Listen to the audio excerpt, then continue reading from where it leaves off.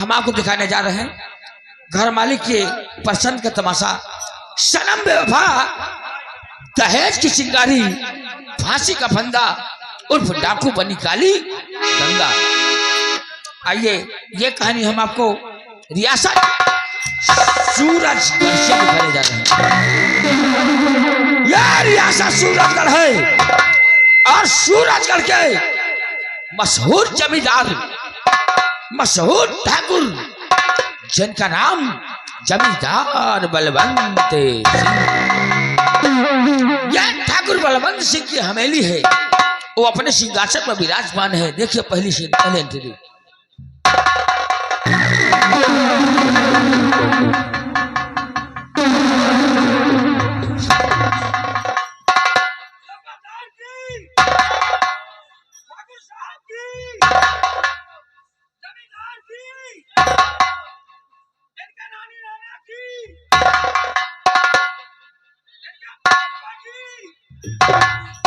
फैजाबादी और इलाहाबादी। जी हाँ ठाकुर साहब, ये बताओ, जहाँ तक हमारी जी रियासत है, हाँ हमारी प्रजा को, जी हमारी जनता को जी, किसी प्रकार का कोई कष्ट तकलीफ तो नहीं है? ठाकुर साहब आपके रहते हुए हम लोग जिस दिशा में जाते हैं, पूर्व पश्चिम और उत्तर दक्षिण, ये जो प्रजा है, ये जो रियाया है, आपके नाम की जयकार कर रही है मालिक, दूध भात खा रही है, अमनो अमन और चमनो चमन है हजूर। ऐसा ही होना चाहिए। फैजाबादी, ये बताओ, हमारी हवेली से लेकर हमारी जनता तक का क्या समाचार है? ठाकुर साहब, चारों तरफ जय जयकारा है, चारों तरफ जय जयकारा है। आपके राज में आपके नाम का अधिक है। हरामजादे, ऐसा कौन सा इंसान हमारी रियासत में पैदा हो गया है जो हमारे नाम को बदनाम कर रहा है? हम उसका नाम और पता जानना चाहते हैं। ठाकुर साहब, वो इंसान कोई दूसरा नहीं है, वो आपके बेटे रंजीत ठाकुर। इस वक्त खूब शराबबाजी, जुआबाजी, दारूबाजी, लौंडियाबाजी, खूब शराब पीकर गरीबों को सताते हैं, इसी से आपका नाम बदनाम होता है। फैजाबादी, तुम तो हमारी हवेली के बहुत पुराने वफादार नौकर हो। ये बताओ, ये कार्यक्रम लगभग कब से चल रहा है? ये क्रियाक्रम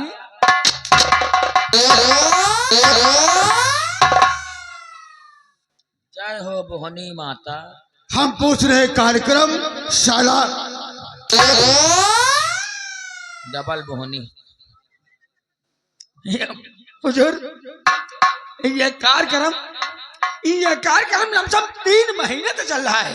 3 महीने से चल रहा है और मुझे खबर तक नहीं मिली। आपने पूछा ही नहीं।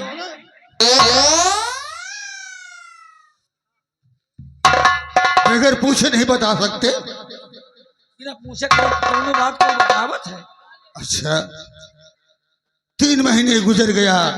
हाँ हुजूर, मेरा बेटा बर्बाद हो गया, मुझे खबर तक नहीं मिली। जाओ हवेली और हमारी ठकुराइन को बुला कर लाओ। हम उनसे पूछेंगे कि मुझे आज तक ये बात क्यों नहीं बताया। आप बैठिए, सिट डाउन ऑन द कुर्सी। जब साले इंग्लिश नहीं आती तो हिंदी बोला कर। अरे बेटे, कुर्सी को इंग्लिश में चेयर बोलते हैं। कुर्सी।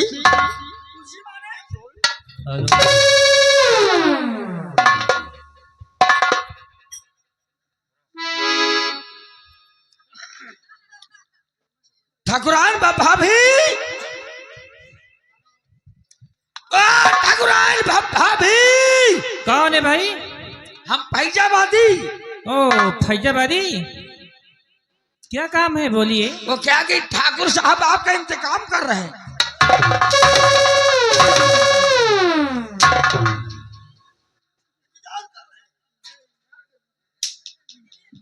इंतजार कर रहे हैं। आ रही हूँ।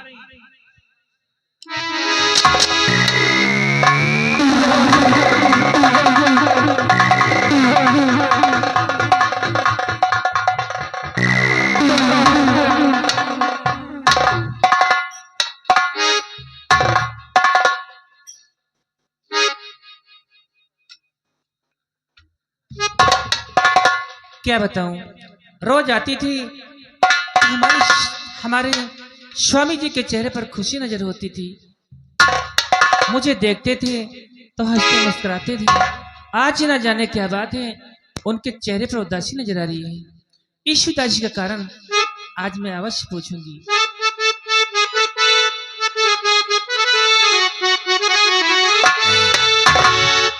तो क्यों बुलाया मुझे प्राणपति से घड़ी, क्यों बुलाया मुझे?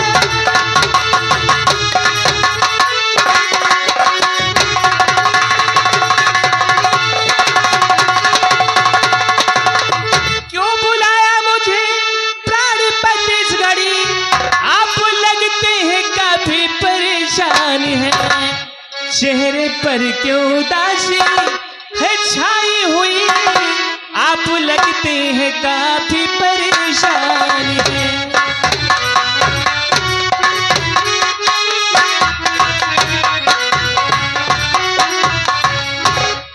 स्वामी जी, आप क्यों उदास बैठे हुए हैं? अपनी ठकुराइन, हाँ ये जानना चाहती हो कि आज हम उदास क्यों बैठे हैं, हाँ नाथ, गमगीन क्यों बैठे हैं? हाँ स्वामी जी। मेरे वचनों को ध्यान से सुनिएगा, समझ में आ जाएगा। ठीक है। तेरा बेटा नरजीत माँ ने कहा, तेरा बेटा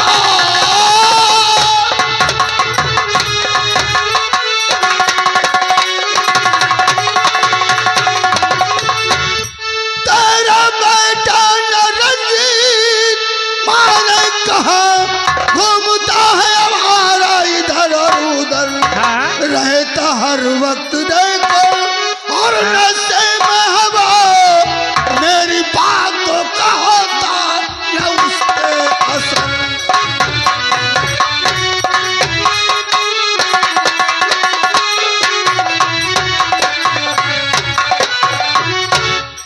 आने दो अपने बेटे को समझाऊंगी, अभी नादान है वो सुधर जाएगा, और मेरे कहने से शादी रचा दीजिए।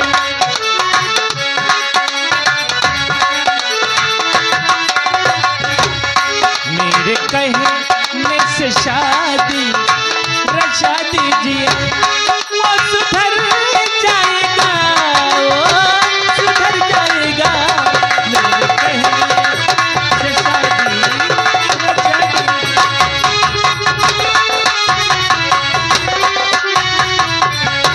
नाम बदनाम उसने मेरा कर दिया, ऐसे में कोई शादी रचाए नहीं, और जानता जिसको सारा जमाना है ये,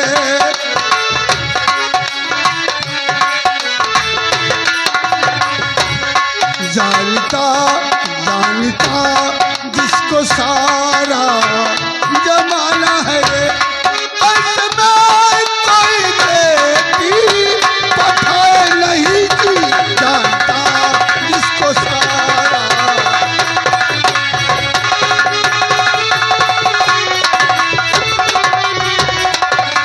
ठाकुराइन, जानती हो तुम्हारा बेटा आज इस गांव में लड़ाई कर रहा है, कल उस गांव में मारपीट कर रहा है। सब गांव के लोग मेरे पास उलहना लेकर आते हैं, उन्हें समझा बुझाकर मैं वापस कर देता हूँ, लेकिन ये कब तक चलेगा? स्वामी जी, वो तो अपना ही बेटा है, कोई गैर का बेटा नहीं है। मैं मानती हूँ कि मेरा बेटा शराब पीता है, अय्याशी करता है, रंडियों के कोठे में जाता है, जुआ खेलता है, लेकिन नाथ है तो अपना बेटा। कोई बात नहीं है, उसके सुधरने का एक तरीका है, मैं बताती हूँ आपसे। बोलो। तरीका स्वामी ये है कि जितनी जल्दी हो सके आप बेटे रंजीत की शादी कर दो, कोई अच्छी सी लड़की ढूंढ कर। जब उसकी शादी हो जाएगी, जब घर में हमारी बहू आएगी यानी उसकी दुल्हन आएगी, तो मेरा बेटा खुद ब खुद सुधर जाएगा। वाह ठाकुराइन। और उसके बाद में शादी होगी, बहुत सारा दहेज में धन मिलेगा, हम लोग और बड़े हो जाएंगे।